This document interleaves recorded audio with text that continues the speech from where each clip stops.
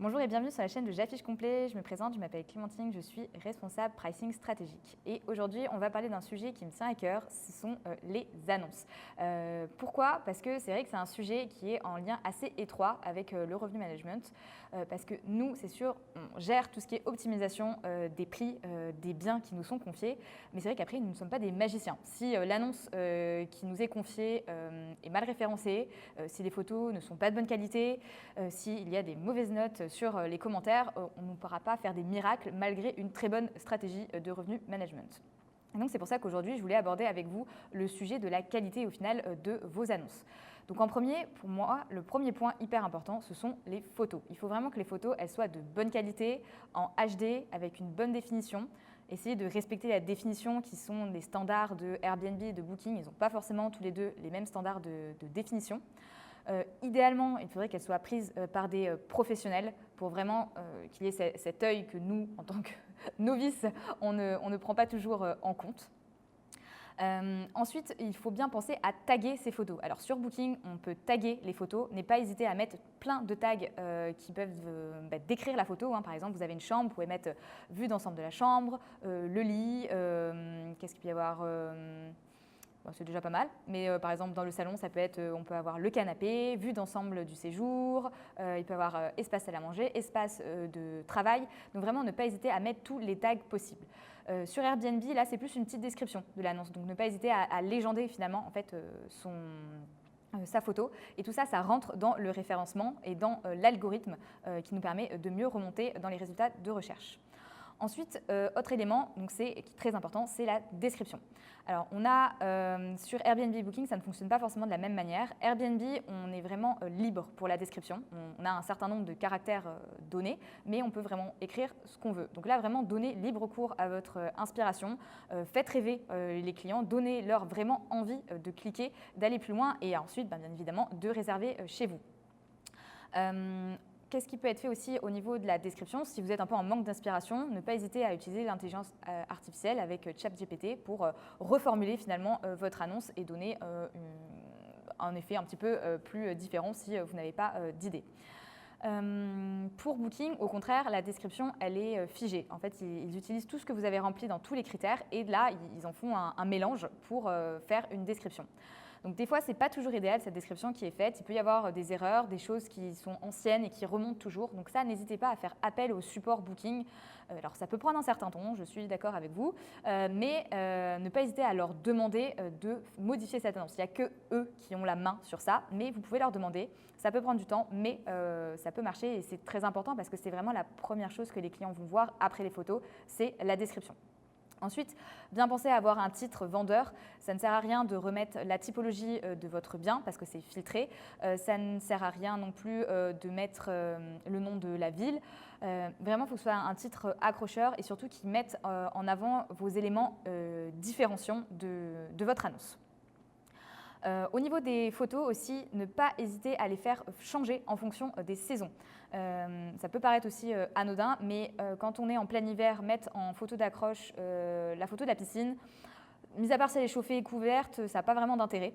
Donc vraiment les faire changer. Donc voilà, quand on arrive au beau jour, mettre, si vous avez une piscine, la mettre en avant, un balcon, une terrasse, si vous avez un jardin, le mettre en avant, vraiment un barbecue aussi parce que ça peut être vendeur et ça peut vraiment donner l'envie et déclencher l'achat.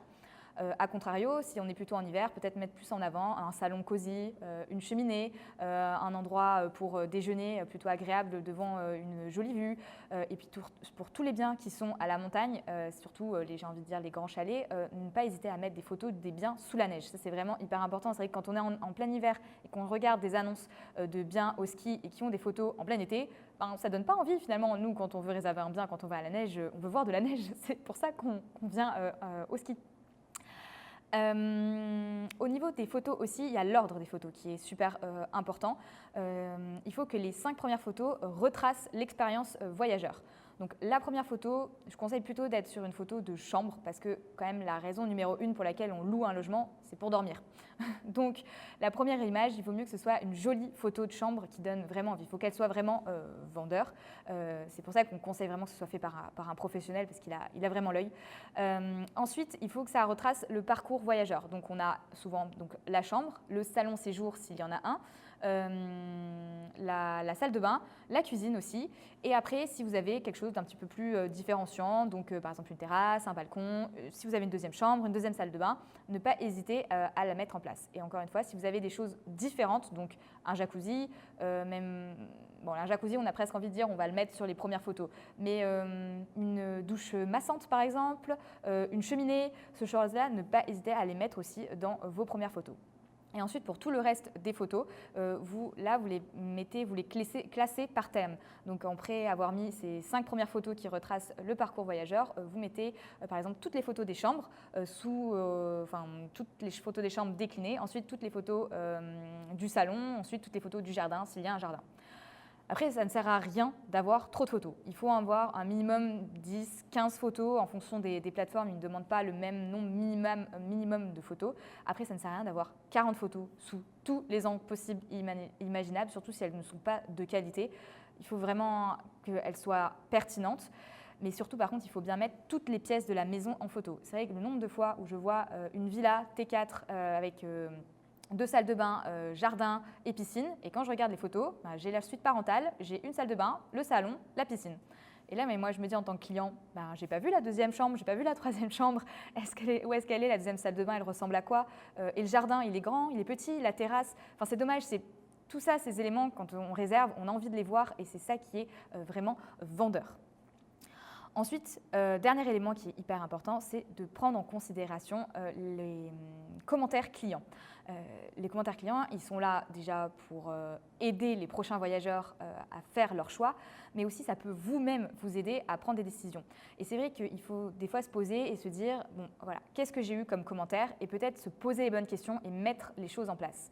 Par exemple, si vous avez souvent un commentaire qui vous dit il n'y a pas de torchon dans le logement, pourquoi vous ne pas les mettre en place? Des personnes qui se plaignent qu'il n'y ait pas de rideau occultant, pourquoi peut-être se poser la question et mettre cela en place? Et à contrario, là, c'était plutôt des éléments, on va dire, négatifs que j'ai mis en avant, mais dans les éléments positifs. S'il y a des clients qui vous disent, qui plébiscitent la climatisation, parce que vous êtes dans une région où il fait très chaud, mais mettez-la en avant dans votre description. Pareil, si on vous a fait un retour sur votre salon qui est très beau et qui n'était pas en photo, mettez-le en photo. Enfin, vraiment, n'hésitez pas à utiliser ces commentaires à votre avantage.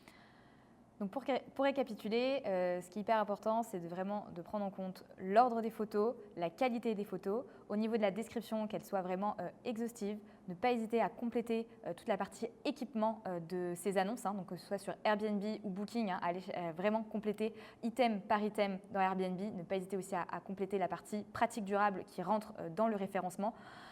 Et enfin, n'hésitez pas à vous mettre à la place du voyageur et de vous dire qu'est-ce qui me donnerait envie d'aller réserver ma propre annonce. Et ça vous permettra peut-être de trouver des éléments différenciants.